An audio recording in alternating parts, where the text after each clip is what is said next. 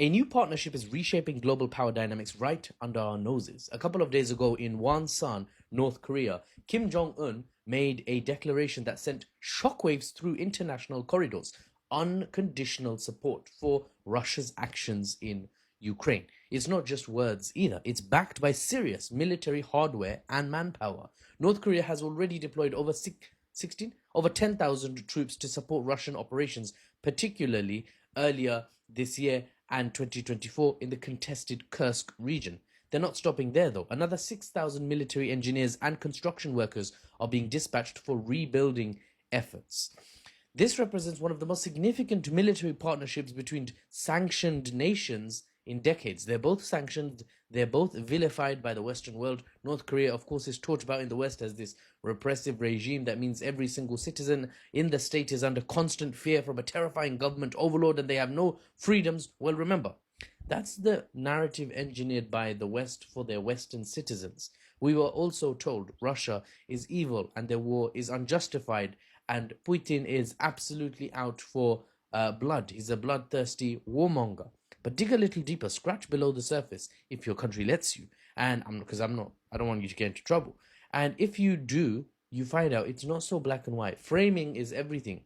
And I know for a fact that North Korea did not drop 2 nukes, wiping out 100,000 civilians and then call themselves the good guys afterwards. I know for a fact that it was not North Korea that colonized half the world and enslaved the natives of so many that the sun never set on the enslaved territories under North Korea's control. That's not a thing.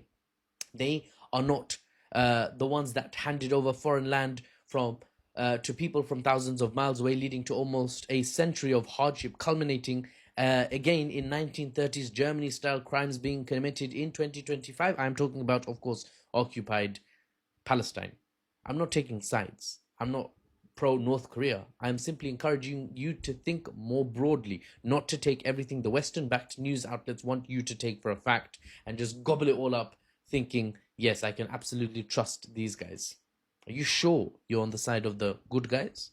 Now back to Russia and the DPRK, the Democratic People's Republic of Korea. It's not particularly democratic, but that's what they call themselves. The timing of this visit from Sergei Lavrov to North Korea in Wonsan, the city, isn't coincidental. Both countries face unprecedented Western sanctions. I don't know how this is sanctions. And diplomatic isolation, creating a natural alliance of necessity. Russian Foreign Minister Sergei Lavrov didn't mince words, you see. He called the North Korea-Russia partnership an invincible, damn it, an invincible fighting brotherhood. It's Sunday night. Give me a break, guys. I got work tomorrow. Invincible fighting brotherhood, language that would make the Western powers undoubtedly uneasy. But this partnership extends far beyond military cooperation. Russia announced bi-weekly flights between Moscow and Pyongyang, the North Korean capital, opening up tourism opportunities that could inject much-needed foreign currency into North Korea's struggling economy. Lavrov himself visited Wonsan, the city I mentioned earlier. It's a city in North Korea that's trying to be turned into a tourist hub. Not gonna lie, even I mentally stumbled at the idea of holidaying in flipping North Korea, right? But, during the school holidays in June, no, okay? But perhaps that's because I was born and raised in the West too, and my understanding of the country is still rooted in what the Western states have told me to think about it. More research is needed. Perhaps North Korea is not a particularly bad holiday destination, who knows? I know for a fact that the currency would probably be bangers strong.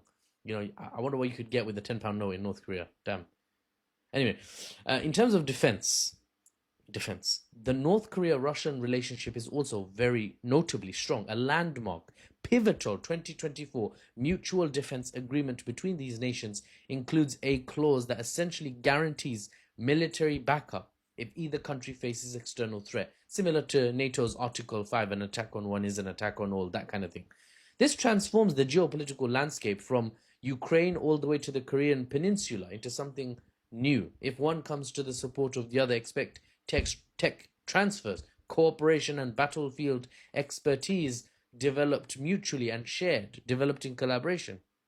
Now let's talk about framing, the narrative. What's particularly striking is how both leaders, or Sergei Lavrov, the minister, how they were framing their partnership, North Korea and Russia, as defending their country's sovereignty in the face of Western interference, a narrative that resonates across the global South. Even global South countries that don't directly support Russia or North Korea, even they will resonate with the idea of the West imposing itself and its values and its systems in a place where they absolutely don't fit and or are not welcome.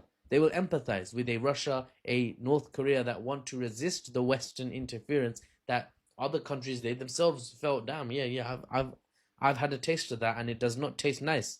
This Western interference, they interfere with me too. Hashtag me too on a geopolitical scale. The Western way, after all, is natives be damned, your culture be damned. We are the enlightened West and we are here to save you, right? Whether you like it or not, we're going to save you.